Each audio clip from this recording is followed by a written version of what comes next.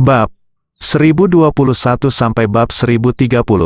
Ye Chen benar-benar tidak menyangka bahwa keluarga Wu juga terlibat dalam masalah ini sampai batas tertentu. Geng pengemis yang dibenci ini sebenarnya dimulai oleh saudara ipar Wu Donghai. Diperkirakan dukungan dari keluarga Wu sangat diperlukan di belakangnya. Awalnya, saya masih menunggu keluarga Wu menemukan saya, dan saya tidak siap mengambil inisiatif untuk menyerang keluarga Wu.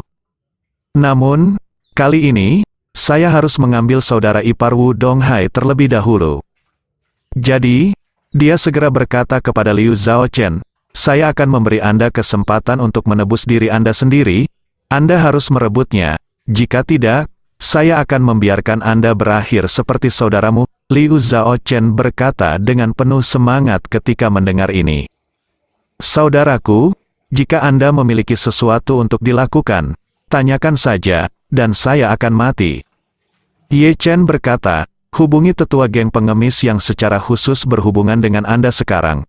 Katakan padanya bahwa ada yang salah dengan mobil Anda, dan biarkan dia secara pribadi memperbaikinya, datang ke sini untuk menjemput orang." Liu Zhaochen segera mengangguk dan berkata, "Oke saudara, saya akan menelepon sekarang. Tempat ini tidak jauh dari Suzhou dan kota Hangzhou. Saya pikir mereka akan segera datang ke sini." Ye Chen bersenandung, berbalik menghadap Chen Zekai di belakangnya berkata, "Chen tua, saya tidak peduli metode apa yang Anda gunakan. Dalam 1 jam, saya ingin bertemu saudara ipar Wu Donghai di sini." Chen Zekai segera berkata, "Jangan khawatir, Tuan Muda. Saya akan mengaturnya." Sekarang, apakah mereka semua terlibat dalam bisnis yang tidak masuk akal ini? Ya, Liu Zhaochen berkata, pasangan mereka luar biasa, pendapatan tahunan mereka setidaknya lebih dari 100 juta, dan dikatakan bahwa mereka menghasilkan lebih dari 200 juta tahun lalu. Ye Chen berkata kepada Chen Zekai, "Chen tua, tolong verifikasi masalah ini. Jika itu benar, bawakan aku kedua pasangannya." Chen Zekai mengangguk dan segera melakukan panggilan telepon. Eyeliner keluarga Ye ada di seluruh negeri, dan jika mereka mau, tidak ada petunjuk yang tidak dapat mereka temukan. Suzhou dan Hangzhou adalah salah satu kota terbesar di selatan, dan kekuatan tersembunyi yang diatur oleh keluarga Ye di sini berada di luar imajinasi. Segera, Chen Zekai menerima berita itu dan berkata kepada Ye Chen, "Anak itu benar, istri Sue Nanshan memang salah satu tetua geng pengemis." "Oke." Ye Chen mengangguk dan berkata dengan dingin, "Kalau begitu bawa mereka." Semua di sini, Chen Zekai segera mengambil walkie-talkie, dan memerintahkan, sebuah tim mematuhi perintah cepat ke Suzhou dan Hangzhou, dan temui eyeliner lokal keluarga kami. Bawa Sue Nanshan dan istrinya ke sini. Sebuah suara tegas datang dari walkie-talkie. Segera, amati kelompok pertama segera berangkat. Segera setelah itu, salah satu helikopter melayang naik dan menuju pusat kota Suzhou dan Hangzhou. Ye Chen bertanya lagi, "Bisakah Anda meminta eyeliner keluarga Ye di Suhang untuk membantu saya mengetahui berapa banyak anggota inti geng pengemis yang masih ada di Suhang, dan membawa mereka semua ke sini?" Chen Zekai berkata, "Oke. Muda Tuan, saya akan memberi Anda perintah sekarang. Bawa semua yang dapat Anda temukan." Ye Chen mengangguk puas, dan berkata dengan suara dingin, "Hari ini saya akan melakukan keadilan untuk surga dan benar-benar membasmi gerombolan pengemis ini." Di kali ini, Liu Zhaochen juga mengeluarkan ponselnya. Di bawah pengawasan Ye Chen, dia menelepon tetua geng pengemis yang terhubung dengannya. Begitu pihak lain mendengar dia mengatakan bahwa mobil mogok, mereka langsung mengutuk dan mengatakan bahwa dia tidak dapat diandalkan dalam pekerjaannya. Liu Zhaochen hanya bisa berkata dengan rendah hati, "Elder Liu, mobil yang saya dapatkan sudah cukup tua, jadi saya benar-benar minta maaf, tetapi saya hanya beberapa puluh kilometer jauhnya dari Suzhou dan Hangzhou, jadi saya akan menyusahkan Anda untuk datang dan mengambilnya. Ayo pergi." Kemudian pihak lain berkata dengan kutukan, "Jika saya tidak melihat Anda mengirim lebih banyak barang kali ini, saya tidak akan mengabaikan Anda." Setelah selesai berbicara, pihak lain berkata, Letakkan posisimu kirim di WeChat, dan aku akan segera datang. Saat ini, Sue Nanshan, pemimpin geng pengemis, dan istrinya Li Kaili, baru saja keluar dari villa keluarga Wu bersama anak perempuan mereka. Siang hari ini adalah hari ulang tahun saudara perempuan Sue Nanshan, istri Wu Donghai, Sue Yakin. Di masa lalu, ulang tahun Sue Yakin harus menjadi acara khusus, tetapi tahun ini, mengingat situasi khusus putranya Wu Qi, dia memilih makan siang sederhana di rumah. Jamuan ini tidak mengundang tamu manapun, kecuali keluarga saya sendiri. Hanya adik laki-laki saya, adik-adik saya, dan adik perempuan dari keluarga adik laki-laki saya yang diundang. Setelah sekian lama, Wu Qi masih sama, dan dia perlu menambah makanan setiap jam. Jadi selama perjamuan ini, Wu Qi menghilang selama sekitar 20 menit. Semua orang tahu bahwa dia akan mencari makanan tambahan, tetapi tidak ada seorang pun di meja makan yang malu untuk mengatakannya. Setelah pesta ulang tahun, keluarga Sue Nanshan yang terdiri dari 3 orang bersiap untuk pulang. Adiknya Sue Yakin mengirim mereka ke tempat parkir villa. Melihat tidak ada orang lain di sekitar, Sue Nanshan bertanya kepada saudara perempuannya, "Kakak, apakah kondisi Xiaoqi masih belum membaik?" Tetapi tidak ada hasil, dan mereka tidak melakukan apa-apa. Sue Nanshan tidak bisa menahan nafas, dan berkata, "Kakak, saya pikir saudara ipar saya memiliki beberapa masalah dengan suasana hati dan emosinya baru-baru ini." Sue Yakin berkata dengan tertekan, "Terakhir kali saudara ipar Anda membawa Xiao Xin ke Jinling. Dia menderita kerugian besar di sini, dan dipermalukan oleh seorang prajurit tak dikenal di Jinling. Tidakkah kamu melihat bahwa lengan Xiao Xin masih diplester? Dia terluka di Jinling." Sue Nanshan berkata dengan marah, "Anak apa yang melakukan ini sampai mati, kakak? Apakah Anda ingin saya membawa beberapa saudara laki-laki dari geng pengemis untuk membunuh anak itu?" Sekarang kekuatan geng pengemis itu kuat kembali. Ada lebih dari 10.000 anggota geng terdaftar saja. Geng pengemis di provinsi ini akan dianeksasi satu persatu olehnya, dan saat itu, geng pengemis saya mungkin memiliki lebih dari 50.000 orang. Sue Yakin berkata, "Kakak iparmu sudah merencanakan masalah ini di Jinling. Kamu tidak perlu khawatir tentang itu." Dia berkata sambil menatap adik laki-laki dan perempuannya Li Kaili, dan berkata kepada adik laki-lakinya, "Kamu harus menjaga Kaili dengan baik selama ini. 2 bulan kehamilan adalah waktu yang paling berbahaya, jangan biarkan janin keluar, ada pertanyaan." Sue Nanshan segera berkata, "Kakak, jangan khawatir, aku akan merawatnya dengan baik." Sue Yakin berkata kepada adik laki-laki dan perempuannya Li Kaili, "Kaili, kamu baru saja hamil, jadi jangan ikut campur dalam urusan geng pengemis untuk saat ini. Punya bayi di rumah, dan lakukan B ultrasound dalam 2 bulan untuk melihat apakah itu laki-laki atau perempuan." Li Kaili buru-buru mengangguk dan berkata dengan hormat, "Oke, saudari, saya mengerti, jangan khawatir." Sue Yakin tidak bisa menahan diri. Sambil menghela nafas, dia berkata dengan emosi, "Masalah terbesar keluarga Sue kita adalah jumlah orang yang tidak cukup makmur. Orang tua saya pergi lebih awal dan hanya melahirkan 2 anak, Nanshan dan aku. Hanya ada 1 anak laki-laki, Nanshan, dan kamu dan Nanshan sekarang satu-satunya. Tong Tong punya anak perempuan. Dia harus melahirkan anak laki-laki secepatnya, dan 1 saja tidak cukup.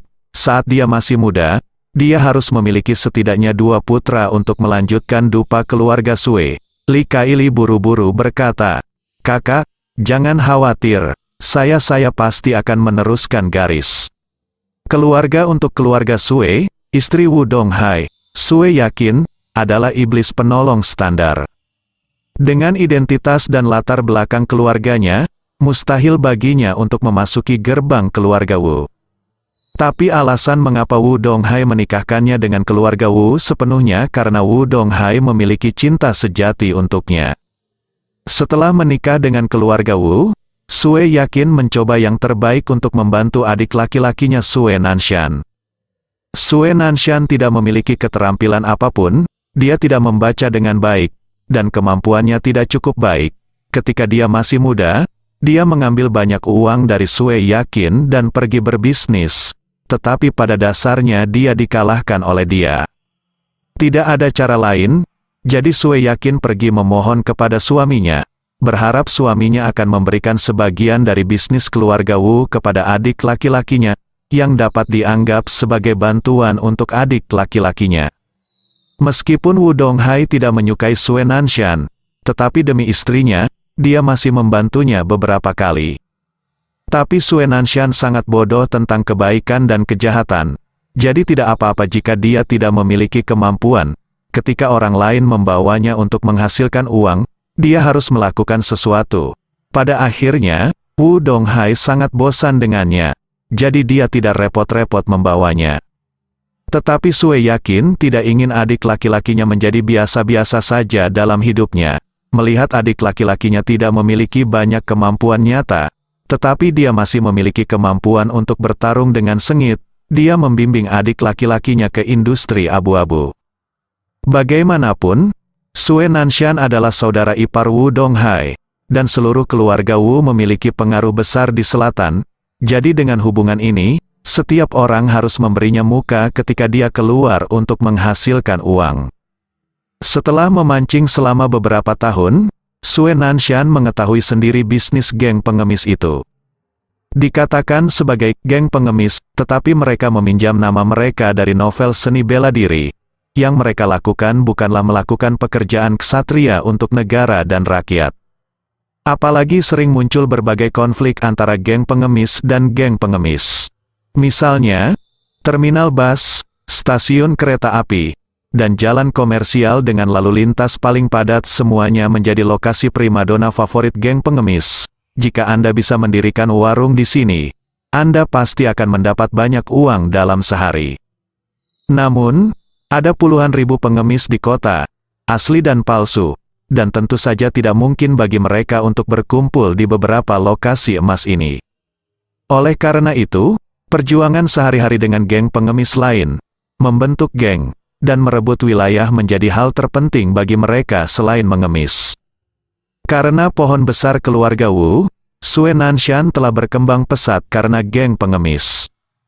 Jika ada gerombolan pengemis yang berani melawannya, dia akan segera diinjak-injak. Jika dia tidak bisa diusir, dia akan memohon kepada saudara perempuannya untuk meminta saudara iparnya, yaitu Wu Donghai, untuk maju, untuk bantuan.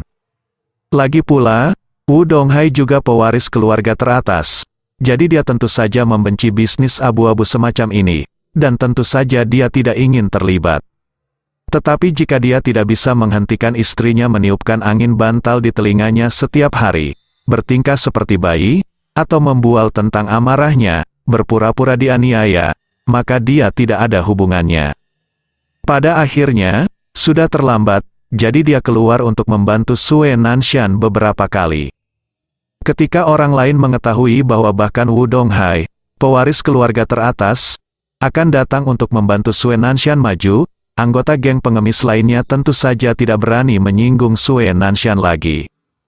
Jadi, Sue Nanshan berpura-pura menjadi harimau, dan memenangkan semua kekuatan geng pengemis di provinsi Zhejiang ke tangannya sendiri. Sekarang dia sudah menjadi pemimpin geng pengemis, yang terkenal di daerah Jiangnan. Sue Nanshan juga sangat bangga akan hal ini, karena hal semacam ini datang terlalu cepat, dan tidak membutuhkan otak sama sekali. Semua orang menyebar, dan setiap orang menemukan tempat, berbaring di tanah, lalu menulis di selembar kertas kosong. Copywriting yang menyedihkan ini adalah tentang menghasilkan uang dengan berbaring. Dalam waktu singkat, ia telah mengumpulkan lebih dari 1 miliar properti. Melihat adik laki-lakinya telah membuat prestasi yang luar biasa, Sue Yakin tentu saja sangat senang. Untuk iblis pendukung kakaknya, adik laki-lakinya menanggung beban, yang merupakan kelanjutan dari darah seluruh keluarga. Orang tua keluarga Sue pergi lebih awal, dan mereka tidak memiliki kerabat. Semakin miskin dan kekurangan penduduk, semakin dia berharap agar keluarga Sue dapat menyebar secepat mungkin, sehingga masyarakat dapat berkembang, dan lambat laun menjadi keluarga besar yang terkenal di selatan Sungai Yangtze. Hanya dengan cara ini saya dapat menyelesaikan misi untuk keluarga saya sendiri. Setelah melihat keluarga adik laki-lakinya, Sue Yakin berbalik dan kembali ke villa. Duduk di ruang tamu dengan cerutu di mulutnya, Woo Donghai berkata dengan sedikit kesal, "Yakin, baru-baru ini saya mendengar bahwa geng pengemis saudara laki-laki Anda telah menghasilkan banyak anak untuk menghasilkan uang. Bisakah Anda menyuruhnya menghasilkan uang? Apakah dia akan lebih terkendali di masa depan? Sekarang dunia luar tahu bahwa dia adalah saudara ipar saya Woo Donghai. Orang-orang di luar mengira dia menghasut bisnis kotor semacam ini. Keluarga Woo saya bernilai 100 miliar yuan. Bagaimana Anda bisa keluarga besar terlibat dalam bisnis kotor semacam ini?" Ketika Sue Yakin mendengar ini, matanya memerah karena keluhan, dan dia tersedak dan berkata, "Suamiku, bukannya kamu tidak tahu tentang situasi Nanshan? Kamu mengatakan bahwa dia tidak memiliki kemampuan, tidak memiliki pendidikan, dan tidak memiliki otak. Apalagi yang bisa dia lakukan? Saya hanya adik laki-laki ini. Jika dia tidak hidup dengan baik, maka saya benar-benar tidak ingin mati." Woo Donghai sangat tidak berdaya ketika melihat keluhan istrinya, dan dia juga tahu ini hanya tipuan istrinya, tapi itu karena cinta sejati. Woo Donghai akan merasa tertekan ketika dia melihat dia dianiaya, bahkan jika dia berpura-pura dianiaya. Jadi, dia hanya bisa menghela nafas dan berkata, Oke, jangan salah paham, maksud saya adalah, kamu juga bisa menyapa Nanshan ketika kamu berbalik, dan ada banyak cara untuk menyingkir. Menempatkan perilaku tidak ortodoks pada wanita dan anak-anak. Jika dia memiliki keberanian untuk melawan dan membunuh, maka saya pasti bisa memujinya sebagai kaisar bawah tanah dari seluruh Jiangnan. Mengapa hal-hal yang menyakiti wanita dan anak-anak setiap hari? Bicara tentang hal-hal ini Anda benar-benar tidak. Jangan perlihatkan wajahmu. Sue Yakin datang ke sisi Woo Donghai dengan air mata berlinang. Duduk di sampingnya, meraih lengannya dengan kedua tangan, dan berkata dengan sedih, "Suamiku, seperti apa adik laki-lakiku? Tidak jelas. Bagaimana dia bisa memiliki kemampuan untuk bertarung dengan orang lain? Selain itu, dia adalah satu-satunya laki-laki yang tersisa di seluruh keluarga Sue kita. Jadi kita tidak bisa membiarkan dia pergi berperang. Bagaimana jika sesuatu terjadi? Bukankah keluarga Sue kita akan dipotong?" Woo Donghai berkata tanpa daya, "Bukankah aku sudah memberitahumu, jika dia berani melawan dan membunuh, aku akan melindunginya dari belakang. Denganku, menurutmu siapa yang berani menyentuhnya di Jiangnan?" Sue Yakin menyeka air matanya dan berkata, "Bukan itu yang kamu katakan, suamiku. Ada banyak anak sekarang, dan mereka semua masih muda. Dia tidak peduli apa identitasmu atau apa di latar belakang. Dia mungkin mengambil pisau dan bunuh orang, jika mereka menyakiti Nanshan. Bahkan jika mereka membunuh mereka semua setelah itu, masalah apa yang bisa diselesaikan?" Dia berkata, memegang tangan Woo Donghai. Merah dia memandangnya dan berkata, "Suamiku, aku hanya lebih muda dari Nanshan saudaraku. Hanya karena aku sudah bersamamu selama bertahun-tahun dan melahirkan 2 putra untukmu, tolong lebih perhatian padanya."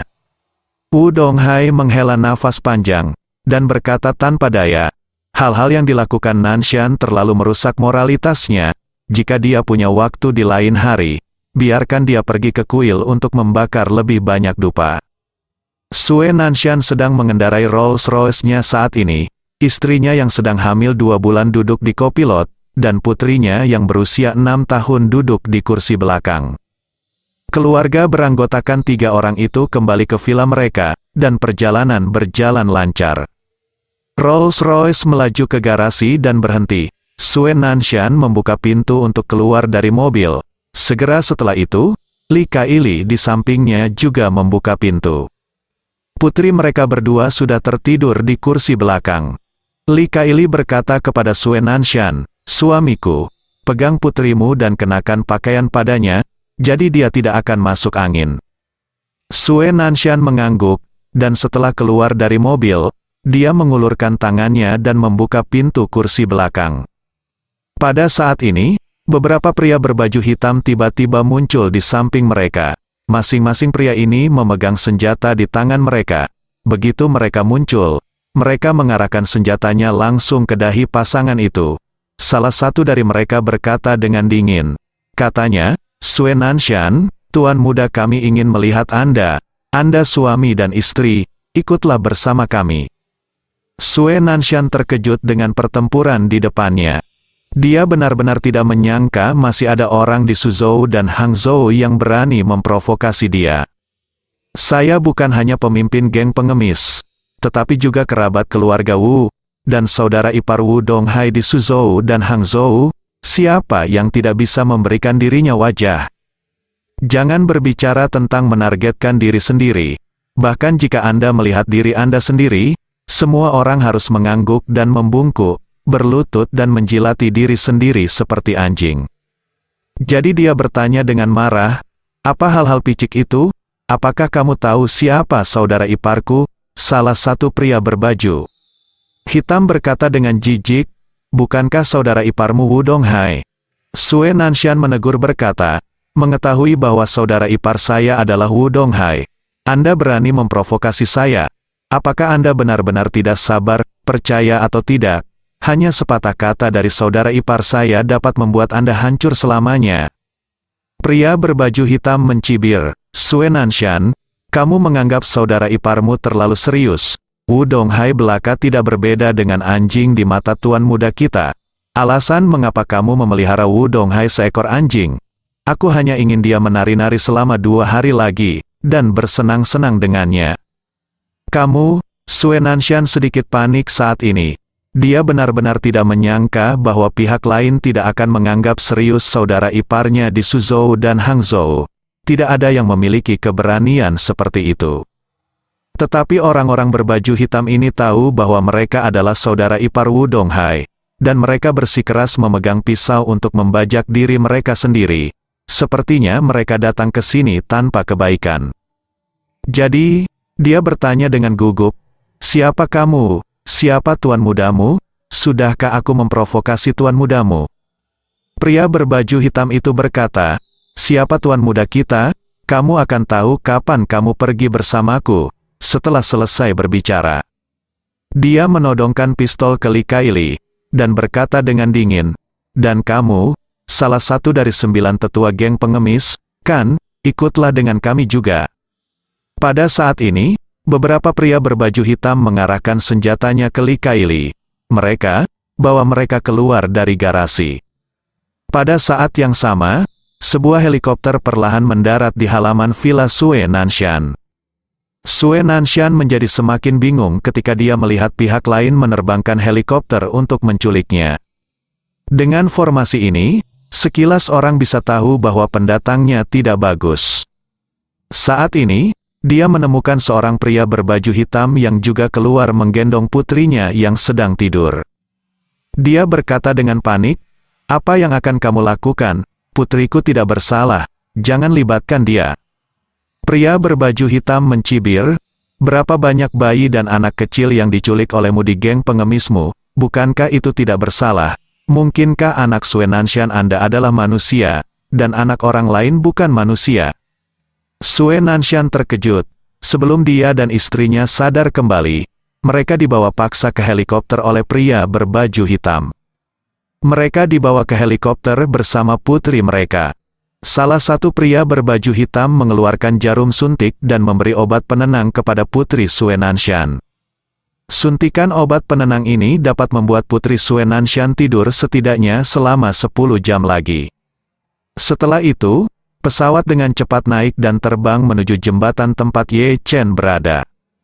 Pada saat ini, di atas jembatan, keluarga Liu Zhaochen yang beranggotakan 6 orang hampir ketakutan. Jiang Ming sangat ketakutan sehingga dia pingsan beberapa kali dan kemudian bangun lagi. Tetua dari geng pengemis yang bertugas membeli dan menjual orang sudah dalam perjalanan, dan bawahan Chen Zekai sudah memasang jaring di jembatan. Selama orang ini muncul, dia akan segera ditahan. Liu Zhaochen sedang berlutut di depan Ye Chen saat ini, dan darah di kepalanya yang telah bersujud sebelumnya telah membentuk keropeng, membuatnya terlihat sangat menakutkan. Tapi ekspresinya ketakutan. Dia memandang Ye Chen dan memohon, "Saudaraku, jika sesepuh dari geng pengemis datang nanti, tolong biarkan keluarga kami pergi, kami pasti akan mengubah cara kami di masa depan. Jangan pernah melakukan hal seperti itu, hal tak berperasaan lagi." Ye Chen mencibir dan berkata, "Jika Anda benar-benar dapat memiliki ingatan yang panjang, Anda akan memiliki ingatan yang panjang ketika Anda membuat CD bajakan dan tangan kanan Anda dipotong." Yang lain telah bekerja keras untuk berinvestasi dalam pembuatan film, dan berencana untuk merilisnya di bioskop untuk mendapatkan box office. Untuk memulihkan biaya, dan akibatnya, orang bodoh seperti Anda langsung mencuri hasil kerja orang lain. Sampah dan orang bodoh yang tidak tahu malu seperti Anda yang membuat salinan bajakan harus mati tanpa tempat untuk keluarganya. Saya tidak menyangka Anda hanya akan membuat salinan bajakan. Anda bahkan membuat ide pada anak itu. Anda menambah kejahatan.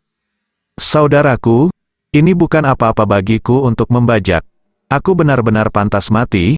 Aku sudah membayar harganya, soalnya, aku kehilangan tangan kananku di usia muda, dan itu tidak mudah bagiku dalam beberapa tahun terakhir. Ye Chen berkata dengan dingin, "Tangan kananmu hanyalah harga yang kamu bayar untuk pembajakan. Kamu masih harus membayar harga untuk menculik dan mencuri anak-anak." Liu Zhaochen menangis dan berkata, "Saudaraku, mengapa kamu tidak memotong kakiku? Potong kakiku, dan aku akan menjadi orang baik dalam hidup ini."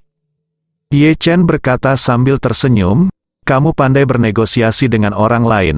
Bukan tidak mungkin salah satu kakimu patah, tetapi kamu telah mencuri total 10 anak, dan untuk setiap anak, saya akan kehilangan satu kaki Anda. Apakah Anda memiliki 10 kaki untuk saya?" Liu Zhaochen berkata. Tiba-tiba tidak masuk akal. Melihat wajah Ye Chen penuh ketakutan. Seolah-olah dia akan bunuh diri hari ini. Dia berkata dengan panik, "Saudaraku, meskipun aku tidak memiliki 10 kaki, total kita ada 7 orang berarti 14 kaki ah." Ye Chen tersenyum, dan berkata, "Kamu cukup pandai melakukan masalah aritmatika, tetapi hal semacam ini tidak dapat dibatalkan oleh kalian bertujuh, karena hasil yang kalian bertujuh akan hadapi semuanya persis sama, ya." Tepat saat dia berbicara, forklift tugas berat langsung memotong sedan Mercedes-Benz S-Class dan melaju dari jembatan. Suara Chen Zekai datang dari interkom, "Tuan muda, tetua geng pengemis itu telah dibawa ke sini. Dan dia berada di sedan Mercedes-Benz S, yang anti peluru. Dia tidak mau keluar dari mobil, jadi saya hanya akan minta seseorang untuk membawanya pergi." Itu bercabang. Saat forklift semakin dekat, Ye Chen meminta orang-orang di sekitar untuk memberikan ruang terbuka, dan melambai kepada pengemudi forklift, "Ayo, taruh dia di sini." Pengemudi forklift segera meletakkan Mercedes-Benz S anti peluru tingkat, sampai ke Ye Chen. Pada saat ini, Chen Zekai berkata, "Jangan khawatir. Jangan turunkan dia sekarang, kalau tidak dia akan melukai tuan muda ketika dia tiba-tiba menginjak pedal gas. Pertama lepaskan keempat roda mobilnya, lalu turunkan dia." Para pekerja dari lokasi konstruksi segera mengambil peralatan dan naik untuk melepas keempat rodanya. Pada saat ini, ada seorang pria gendut duduk di dalam mobil. Pria gendut itu ketakutan, dan berteriak keras di dalam mobil, "Siapa kamu? Dan apa yang kamu coba lakukan?" Ye Chen mengabaikannya. Setelah keempat rodanya dilepas, forklift menempatkan mobil di tempatnya. Ye Chen mengeluarkan ponselnya, menyalakan fungsi perekaman video, menatap pria gendut di jendela mobil, dan berkata dengan dingin, "Bukankah itu tetua geng pengemis? Anda bertanggung jawab untuk membeli anak di bawah umur untuk pengemis geng, kan? Saya akan memberi Anda jika Anda tidak mengambil kesempatan untuk turun. Anda akan menanggung risiko Anda sendiri." Pria gendut itu menatapnya dengan sangat ketakutan, dan berkata, "Siapa kamu? Aku belum pernah bertemu denganmu sebelumnya, dan kita tidak mungkin memiliki permusuhan. Apa yang kamu keluhkan?" Ye Chen mengangkat Liu Zhaochen, menunjuk ke arahnya, dan bertanya pada pria gendut itu, "Apakah kamu mengenali orang ini? Apakah kamu setuju dengannya untuk mengambil alih 10 anak yatim darinya?" Wajah pria gendut itu langsung memucat. Segera, dia memelototi Liu Zhaochen dan memarahi, "Liu, kamu mengkhianatiku." Pada saat ini, Liu Zhaochen juga penuh amarah dan tidak punya tempat untuk curhat.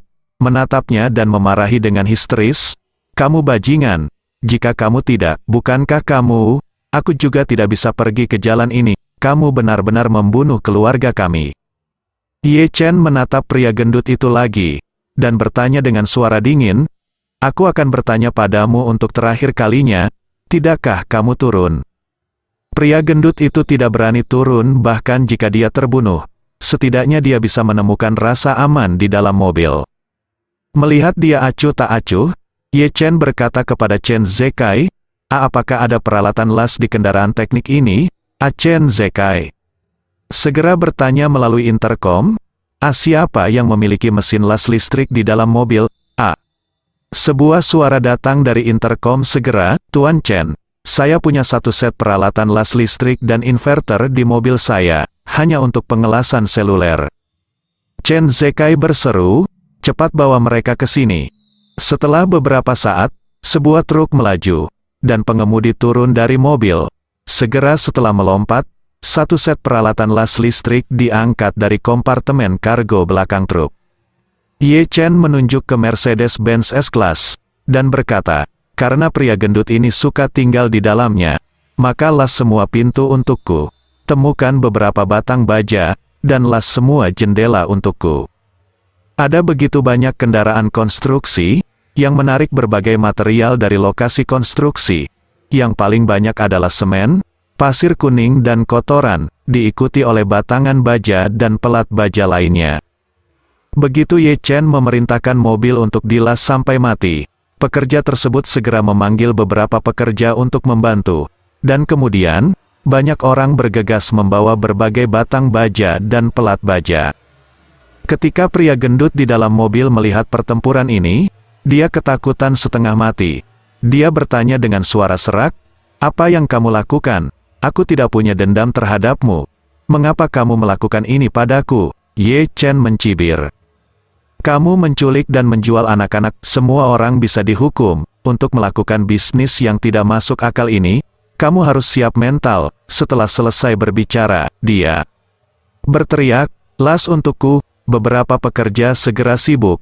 Pertama-tama las semua pintu Mercedes-Benz ini, dan menggunakan berbagai pelat baja untuk mengelas semua jendela Mercedes-Benz ini menjadi sebuah sangkar. Pria gendut itu menjadi semakin ketakutan di dalam, dan seluruh tubuhnya hampir roboh. Dia sudah merasakan sesuatu secara tidak sadar, tetapi saat ini, dia masih menipu dirinya sendiri dan orang lain di dalam hatinya, dan dia masih tidak bisa mempercayainya. Ponsel Ye Chen telah merekam gambar dirinya, dan secara alami merekam semua adegan dia dilas sampai mati di dalam mobil. Pria gendut itu memandang Ye Chen dan mengancam dengan keras dengan seluruh kekuatannya, "Saya memperingatkan Anda, biarkan saya pergi dengan cepat. Saudara ipar bos kami adalah Wu Donghai dari keluarga Wu. Anda pasti pernah mendengar nama Wu Donghai, benar? Tidak mungkin bagimu untuk menyinggung perasaannya. Jika kamu berani menyakitiku hari ini, bosku dan saudara iparnya Wu Donghai pasti tidak akan melepaskanmu." Ye Chen tersenyum dan berkata, Bosmu sudah dalam perjalanan? Bagaimana? Aku akan membiarkan dia mengawasimu di jalan nanti." Tepat saat dia berbicara, sebuah helikopter terbang dengan cepat di langit. Beberapa menit kemudian, pesawat mendarat perlahan, dikawal oleh beberapa pria berbaju hitam, dan Sue Nanshan serta istrinya Li Kaili turun dari helikopter. Ketika Sue Nanshan melihat pertempuran di depannya, dia ketakutan dan kehilangan akal. Dia sudah lama keluar, dan dia belum pernah melihat pertempuran yang begitu menakutkan. Puluhan kendaraan teknik langsung menyegel seluruh jembatan, beberapa helikopter diparkir di dek jembatan, dan puluhan pria berbaju hitam dengan peluru tajam. Saya tidak tahu, saya pikir itu semacam latihan yang dilakukan pasukan. Dia tidak bisa tidak bertanya-tanya di dalam hatinya, siapa orang-orang ini, siapa yang saya sakiti, adapun geng pengemis yang biasanya bersaing dengannya untuk bisnis, siapa yang memiliki kemampuan hebat. Pria berbaju hitam membawanya ke Ye Chen, Ye Chen menatapnya, dan bertanya dengan suara dingin, "Apakah kamu Sue Nanshan?" Hati Sue Nanshan menegang, dan dia bertanya tanpa sadar, "Siapa kamu? Mengapa kamu memintaku untuk datang ke sini?" Ye Chen tersenyum dan berkata, Akulah yang menginginkan hidupmu." Wajah Sue Nanshan menjadi dingin ketika mendengar ini, dan dia berkata dengan marah, "Kamu menginginkan hidupku? Apakah kamu tahu siapa saudara iparku?" Ye Chen tersenyum dan berkata, "Aku tahu. Bukankah itu Wu Donghai? Apakah menurutmu Wu Donghai dapat menyelamatkanmu saat ini? Jika Wu Donghai, seekor anjing tua, datang ke sini hari ini, aku akan membunuh seluruh keluarga Wu hari ini. Ini dia." "Kamu?" Sue Nanshan menjadi pucat karena kaget. Dia tidak bisa mengerti mengapa pemuda di depannya begitu percaya diri dan berani mengucapkan kata-kata sombong seperti itu. Siapakah Wu Donghai? Wu Donghai adalah eksistensi yang tidak dapat ditandingi oleh siapapun di Jiangnan, dan tidak ada yang berani memprovokasi dia. Dia adalah Raja Jiangnan, tapi pemuda di depannya sama sekali tidak memperhatikan Wu Donghai. Apa yang membuatnya begitu percaya diri? Pada saat ini, pria gendut, yang telah sepenuhnya dilas sampai mati di dalam Mercedes-Benz, membuka celah di jendela mobil, dan berteriak keluar, Bos, Anda harus menyelamatkan saya, bos." Terkejut, dia menoleh dan menemukan bahwa orang yang duduk di Mercedes-Benz yang dilas sebenarnya adalah salah satu dari 9 tetua geng pengemisnya. Dia buru-buru berkata dan bertanya, "Liu Tua, mengapa kamu di sini?" Penatua pengemis di Mercedes-Benz menangis dan berkata, "Bos, saya di sini untuk mengambil barang. Saya tidak menyangka orang itu bermarga Liu yang berbicara kepada saya nak. Dia benar-benar menipu saya, dialah yang bergabung dengan orang lain untuk menyakiti saya. Bos, Anda harus menyelamatkan saya." Sue Nanshan sangat ketakutan. Pertempuran ini jelas tentang membunuh hidupnya. Jika pihak lain berani membunuh tetuanya, dia pasti akan berani bunuh diri. Dia sangat gugup dan ketakutan sehingga dia sekarat, dan bertanya pada Ye Chen dengan gemetar, "Saudaraku, kesalahpahaman apa yang kamu dan aku miliki? Atau apa yang kamu lakukan? Apa yang kamu inginkan? Tanyakan saja.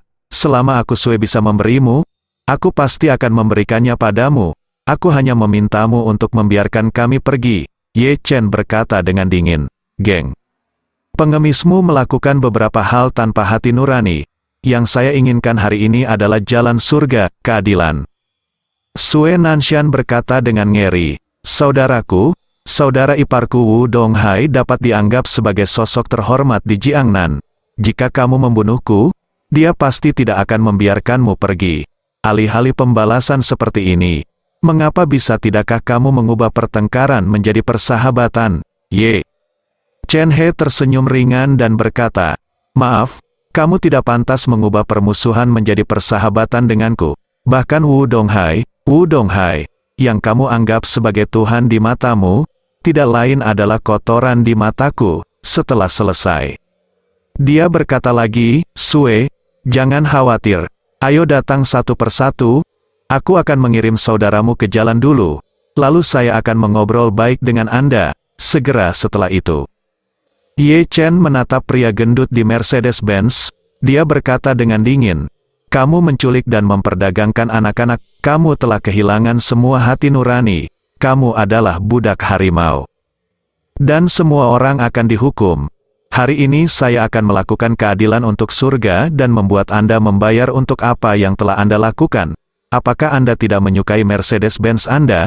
Apakah Anda tidak suka tinggal di dalam dan tidak pernah turun? Nah, biarkan mobil ini menjadi peti matimu dan biarkan bosmu membawamu di jalan A." Setelah itu, dia memandang Sue Nanshan dan berkata dengan dingin, Ayo, beri aku menyanyikan lagu dengan keras, menyanyikan lagu terkenal Italia, selamat tinggal, teman." Sue Nanshan tanpa sadar berkata dengan gemetar, Aku tidak akan." Ye Chen mengutuk, "Kamu membodohiku. Siapa yang tidak bisa menyanyikan lagu klasik seperti itu?"